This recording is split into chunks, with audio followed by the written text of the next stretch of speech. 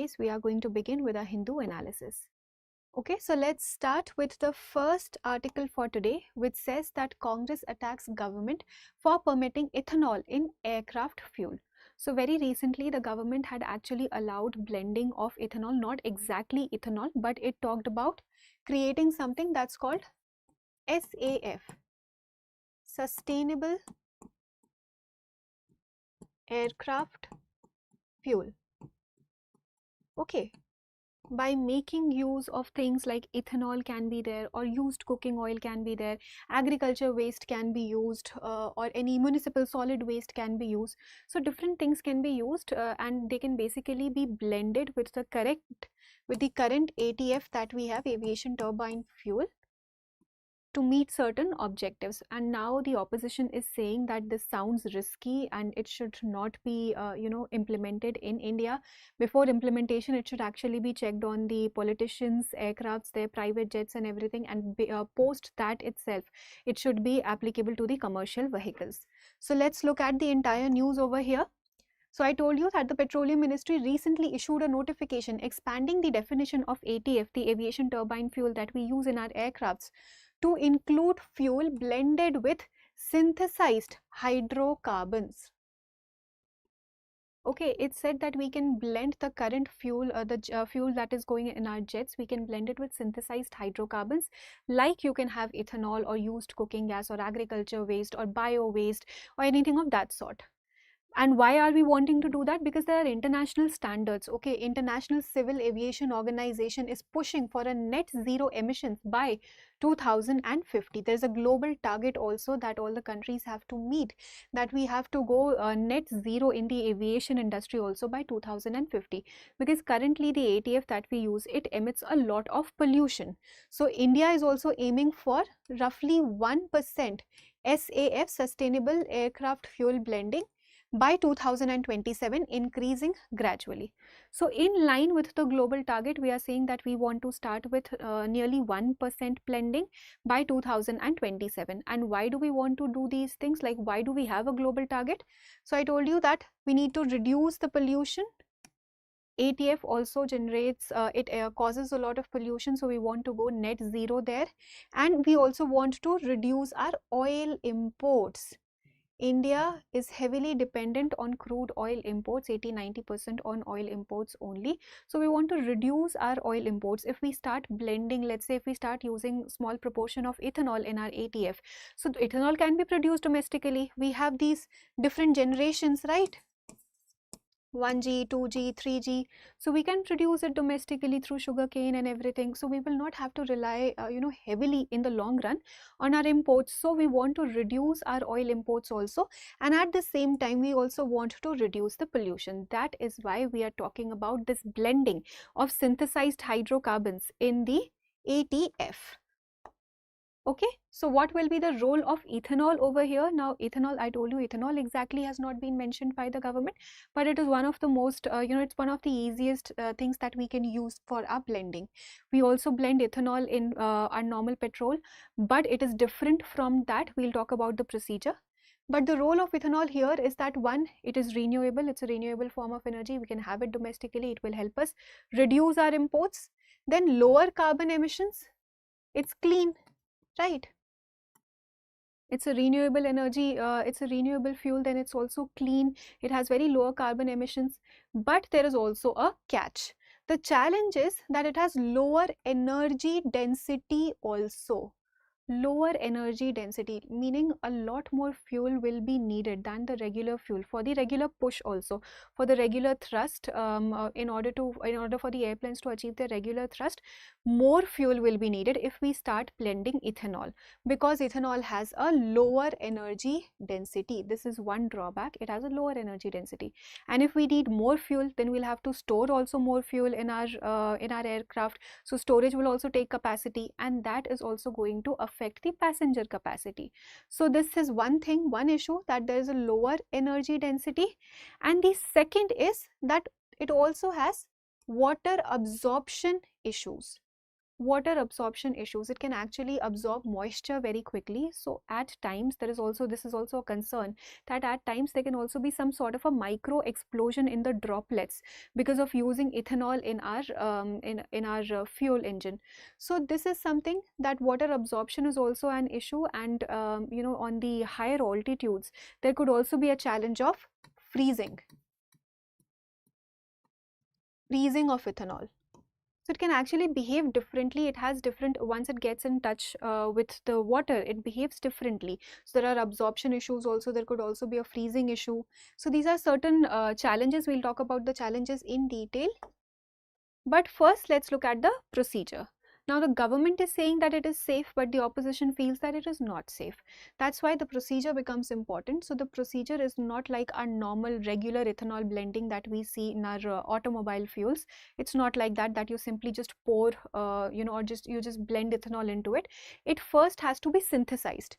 So, first of all, production of ethanol or synthetic fuel will happen. Here, we are taking ethanol into consideration. I told you there are these different generations. You can go back and revise the different generations that we have for our hydrocarbons, for our ethanol. So we'll have to first produce this domestically, and then we'll have to convert it into aviation grade fuel. In its raw form, it cannot be used. Ethanol in its raw form cannot simply be blended with the normal ATF.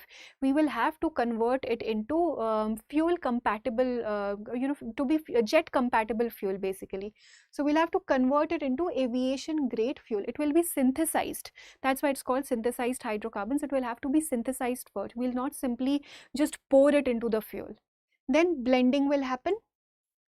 Once we get the synthesized version, then we are going to blend it with the regular ATF that we are using. And finally, testing and certification. Definitely rigorous testing and certification will be required, because here we are talking about airplanes. They are going to carry hundreds of passengers, commercial flights. So definitely a lot of rigorous testing and certification is going to be required. But if this becomes successful, it will help us curb our pollution also, because right now the fuels, they are majorly dependent on fossil sources only. So we'll move towards renewable energy sources, and in the long run, of course, in the long run, it is going to help us, and it is also going to reduce our oil imports. Correct? But what are some concerns that the opposition also has been placing here? First is the safety risk. First and foremost is actually the safety risk. The fuel that we are using in our airplanes, it has to be very stable. We cannot really afford abnormal behavior of fuel. Like in the case of ethanol, we saw that when it comes in contact with water, it can behave differently. It has certain absorption properties. Then there could also be some micro explosion in droplets. So it's not really stable, because we cannot be 100% sure of its behavior when it comes in contact with water. But in order for a fuel to be used in the aviation industry, it has to be very stable. So definitely there are some safety concerns that are associated with ethanol. Then testing concerns are also there. A rigorous testing will have to happen. Multiple levels of testing will have to happen here, because we are talking about commercial flights carrying hundreds of passengers. So that testing, that scale of testing is also a challenge, and we are targeting 2027. We're already at 2026.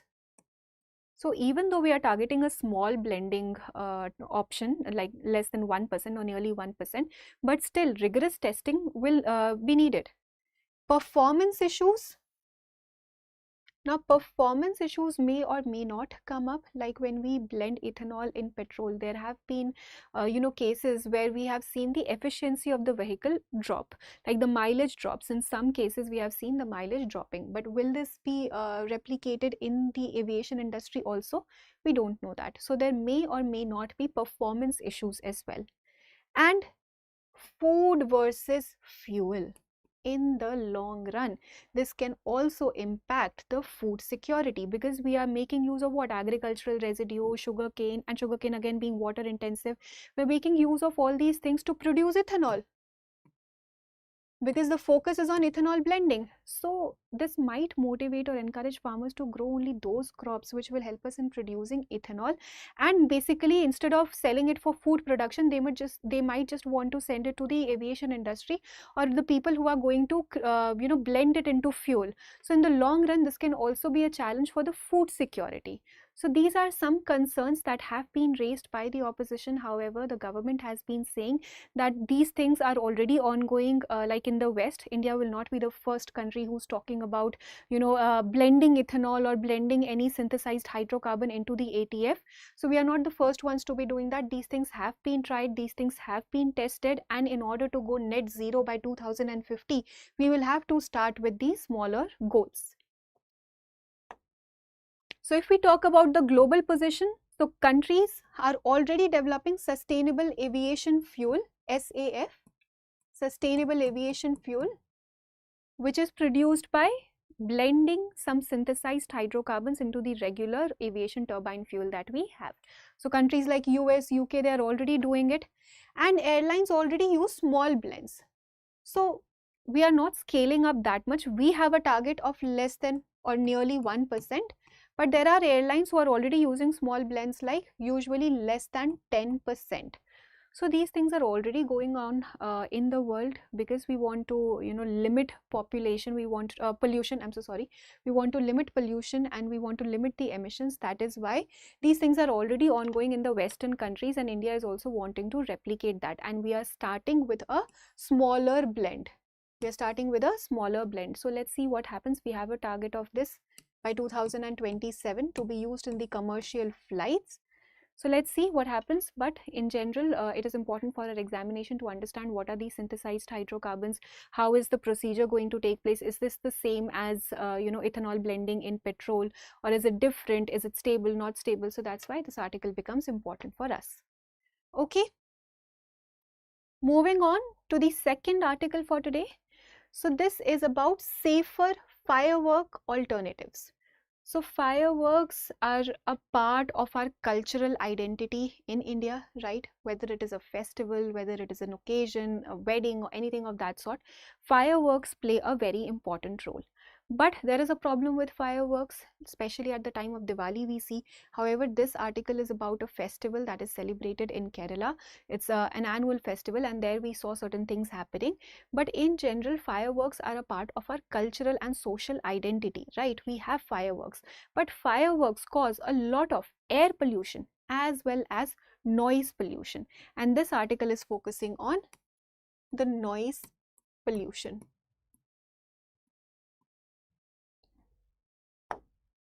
So what happened? There's a festival, okay, Thrissur Puram festival, that is an annual festival celebrated in Kerala, and fireworks, just like any other festival, it is also an integral part of this festival. Now, while this festival was being celebrated last year in 2025, we saw the fireworks like going up to 122.4 decibels also. 122.4 decibel, it's a huge it will actually cause a lot of pain to the ears. And then what happened is that an elephant started reacting aggressively to that in a different manner, and it caused a stampede sort of a situation wherein a lot of people, 40-50 people, they were injured, because animals start behaving differently when they hear such kinds of explosions and fireworks and loud noises and everything. So that is something that happened, and that's why this thing was brought into limelight, that fireworks are something that are used all across the country on different occasions, and they are an integral part of our identity, integral part of our cultural identity. So how should we deal with certain situations? So for that, in this article, it is said that the noise levels during the 2025 festival, it peaked as much as 122.4 decibels. However, this was still below the permissible limit, the limit that has been given by CPCB. Noise standards for firecrackers, it says that it should be below 125 decibels at 4 meters. 4 meters from the source of bursting. So it should be below 125, and it was already 122.4. So it was below the permissible limit. But in order to draw a comparison over here, then you will be able to understand why this can be so loud. So there are different levels, decibels, that have been defined but by the CPCB, noise pollution levels that have been defined by the CPCB for different zones. Okay, so first we have the silent zone, then residential zone, commercial zone, and the industrial zone. Okay, all these zones can have varying levels of noise pollution. Now, silent zone is actually the quietest of them all. It's the area near hospitals and schools and colleges where we do not want a lot of noise pollution to happen, right? For the obvious reasons. So, silent zone, daytime and nighttime, it's 50 decibels for the daytime and somewhere around 60 decibels for the night time, 50 and 60. Then in the residential we have 55 and 65, 55 decibel daytime, 65 decibel night time. Commercial we have 60 and 70, somewhere around 60, 70 or 65 or 75, and mostly we have like the utmost level of noise pollution can be permitted in the industrial zone where it is somewhere around 70, 75. Okay, this data can vary. You can definitely go and check this out. But the idea over here is to understand that we have varying levels of decibels that have been given. The utmost also is somewhere around 75 and 80. And there we are talking about 122. But definitely it is for firecrackers. So firecrackers will have explosion. They will have noise. So that's why 125 is the limit that has been given. But at 75 and 80 also it causes pain to ear. So 122 is a lot. 122 and 125, it's a lot. And that is why the animals also, they started behaving differently, and then we saw a stampede kind of a situation. So noise pollution is also caused, air pollution we know is caused. In fact, PM 2.5 is released, PM 2.5 is emitted, and it's so fine, it's a fine particulate matter, it can go deep inside the lungs, and then it can cause asthma, bronchitis, and all sorts of breathing challenges. So air pollution is being caused, noise pollution is being caused. So what is the so that's why the article says that the need of the hour is to shift the technology. Now we need to move towards something that's called cold spark technology. Cold spark technology. Instead of using traditional fireworks, of course there are green fireworks that we talk about, but that's a separate issue. Green fireworks that are encouraged during the times of Diwali, but right now we are focusing on a cold spark technology. That is something that's entirely different, because it's not something that can be used at an individual level exactly. Green crackers, they're like the substitute for individual crackers. Here we are talking about fireworks. So it's like a substitute for fireworks that you will use on the different events or festivals and everything. So there we can focus on cold spark technology. Now what is this? Traditional fireworks versus the cold spark technology. So traditional fireworks, we make use of the powder of like small alloys of titanium and zirconium, and then there's a lot of explosion, there's a lot of heat, so health challenges can also come in. Of course the noise pollution, air pollution is there, but then burns can also happen because of the excessive heat that is being generated. Unlike traditional fireworks, in the cold spark technology, it's like a spark fountain machine. Okay, it's like a machine. Now please understand, here we are focusing only on generating the spark. The goal of this machine is to only generate the spark that comes out in the form of fireworks. So here no heat, like very minimal amount of heat is going to be produced, and the focus only will be on the spark. So it will just be like a visual firework. No noise pollution, no heat is going to be there, just a visual firework.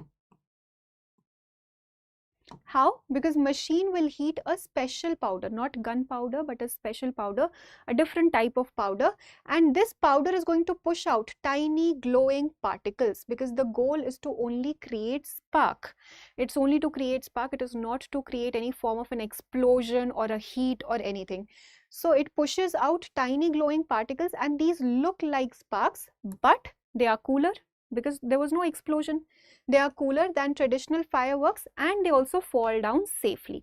That is why it is being called a cold technology. Even if they fall down, and if you know, even if you come in contact with that, they are going to be cool. They will not be hot. So that's why they are being called cold spark.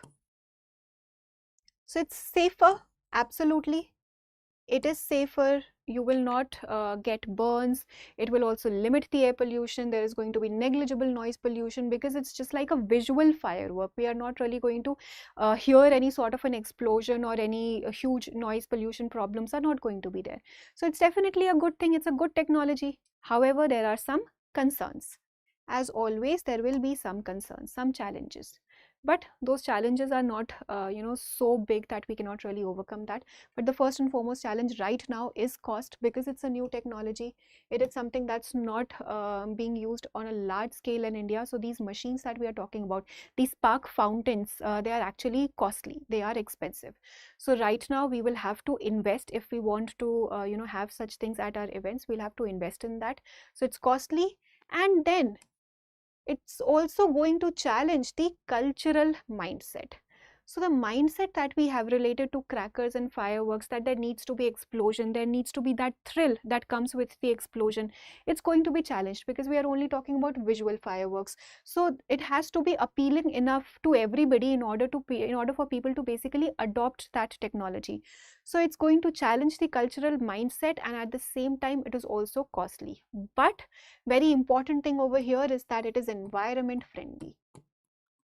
It is environment friendly, even if it is not giving the thrill in order for explosion and fireworks. It is definitely environment friendly, and it is also friendly, like it is also not going to cause noise pollution. So it's also friendly for the health of people, and particularly in silent zones. Whenever you are carrying out any event, if there's any wedding, if there's any party near the silent zone, in those areas, if we use firecrackers, if we use such fireworks with huge explosion and everything, it affects the people living there. There are patients, there are doctors, it affects them.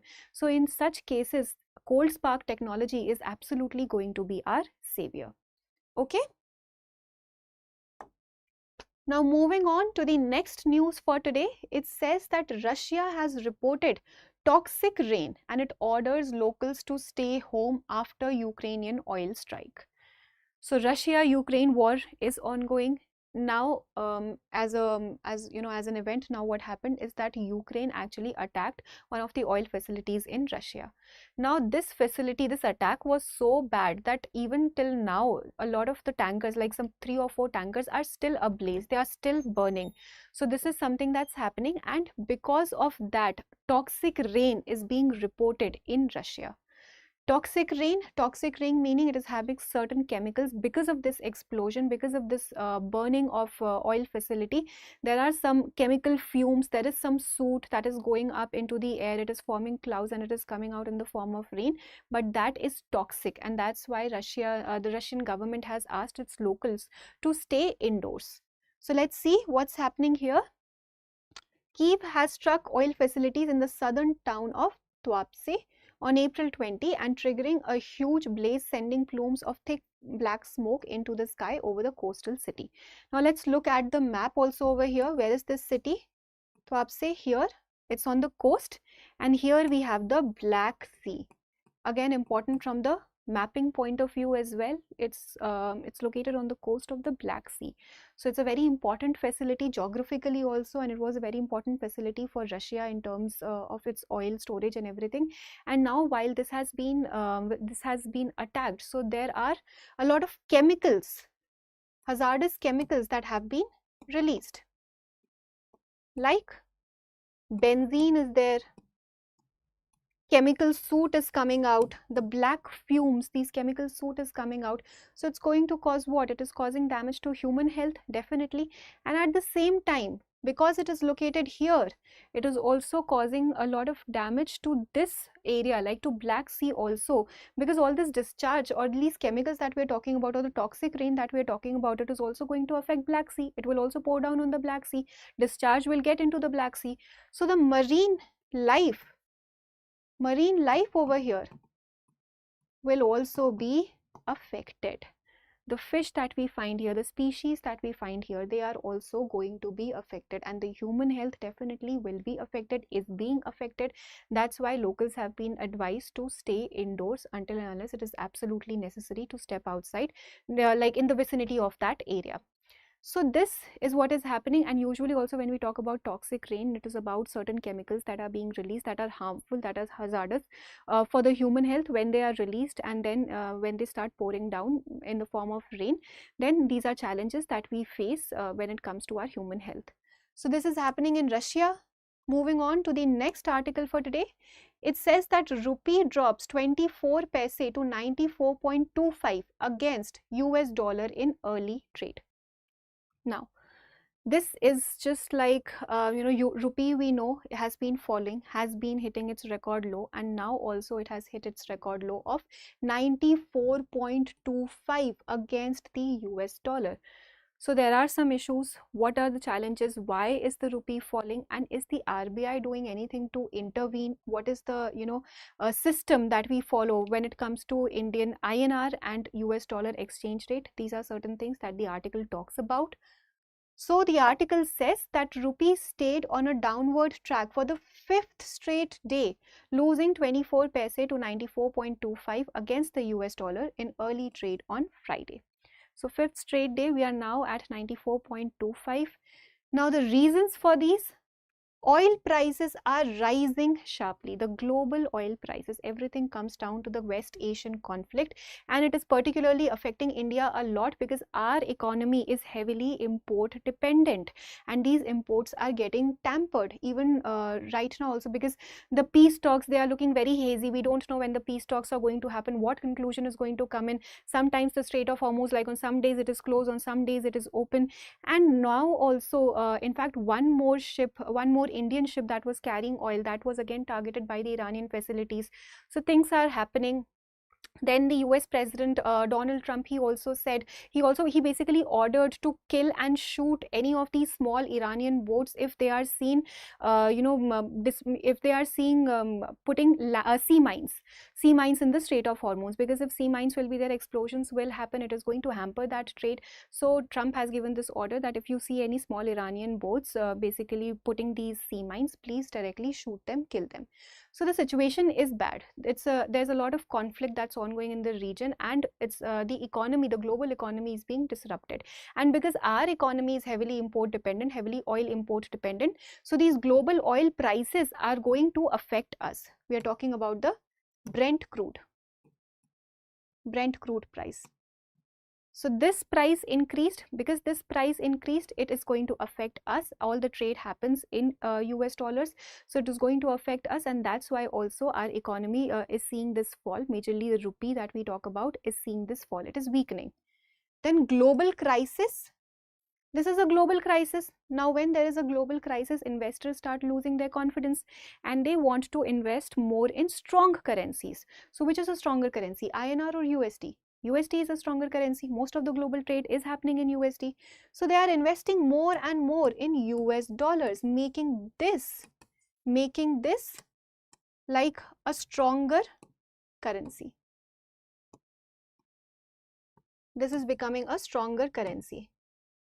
In fact, there is a US dollar index that is followed, and in that dollar index also we saw that the value of dollars, or the strength of dollar, has increased slightly, even though it is a slight increase, somewhere around 0.12%, I believe.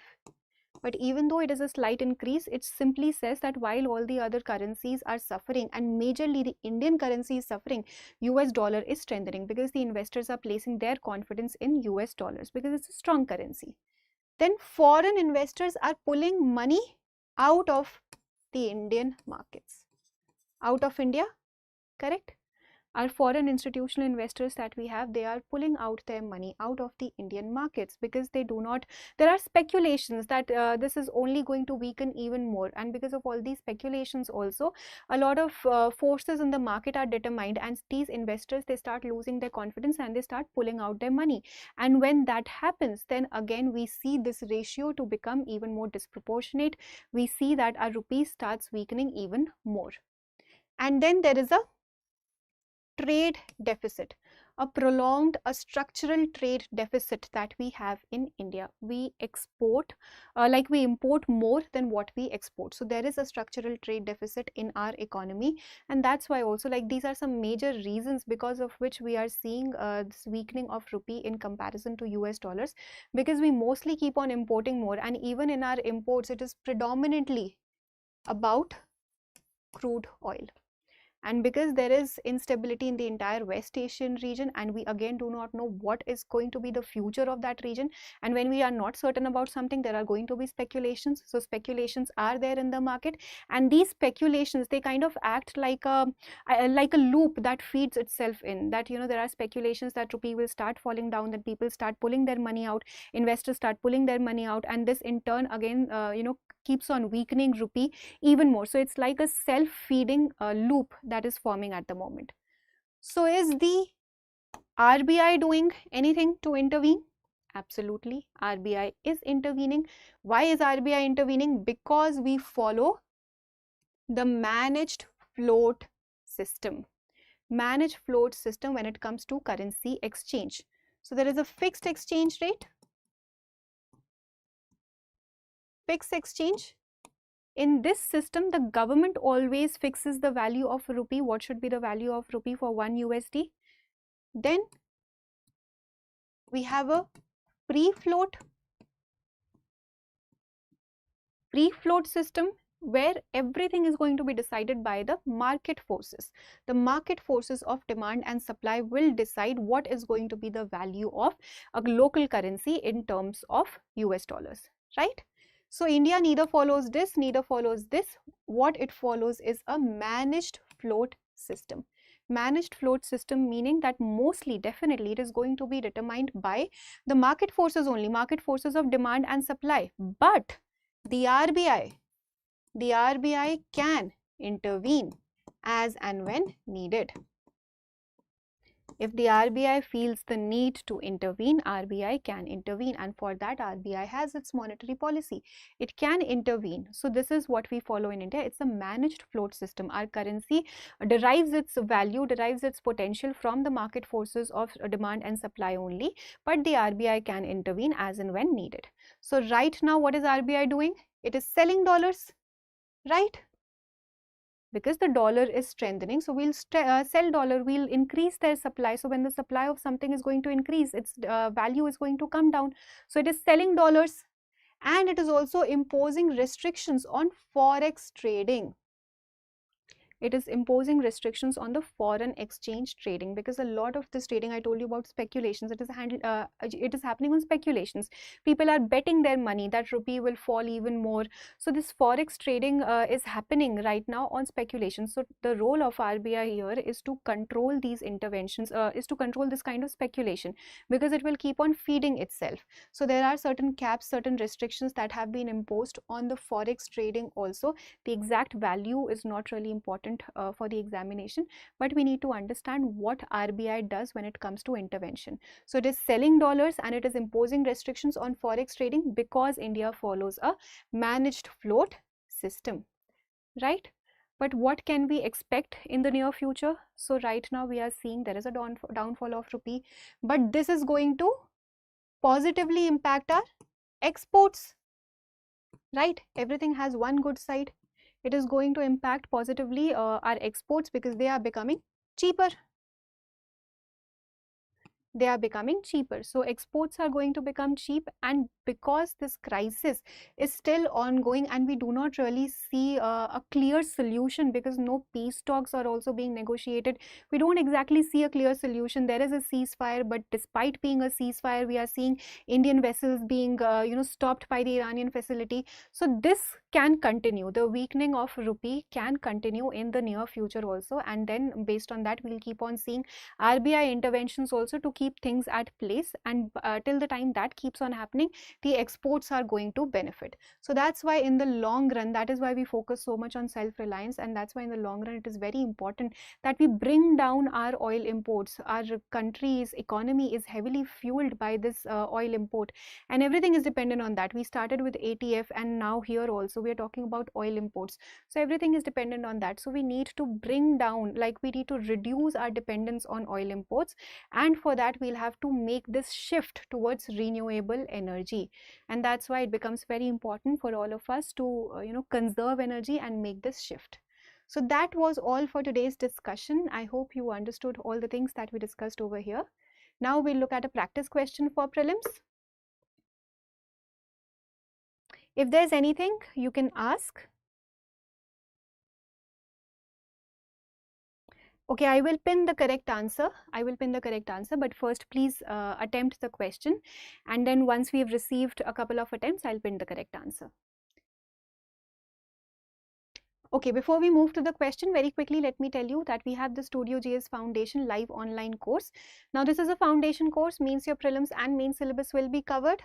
So you'll get 1250 plus hours of classes, printed class notes, complete course completion within 14 months. So you're getting all of this at 34,999 rupees. And you can also get a further discount on this fee. You have to use a coupon code, which is SALONI, Saloni, all in capital letters, and then you will be able to get the maximum discount on this fee. So if you have any questions, please call us at 87501, and you can also download the Drishti Learning app. Now let's move on to the question for the day. With reference to ethanol blending in aviation turbine fuel, consider the following statements. 1. Ethanol can be blended with aviation turbine fuel to reduce carbon emissions from aircraft. 2. Ethanol blending in ATF is already widely adopted for commercial flights in India. 3. Ethanol has lower energy density compared to conventional jet fuel. Which of the statements given above is or are correct? A. 1 and 2 only, B. 2 only, C. 1, 2 and 3, or D. 1 and 3 only. Please attempt this question and provide your answers in the comments section. We will meet in a new video. Thank you for watching.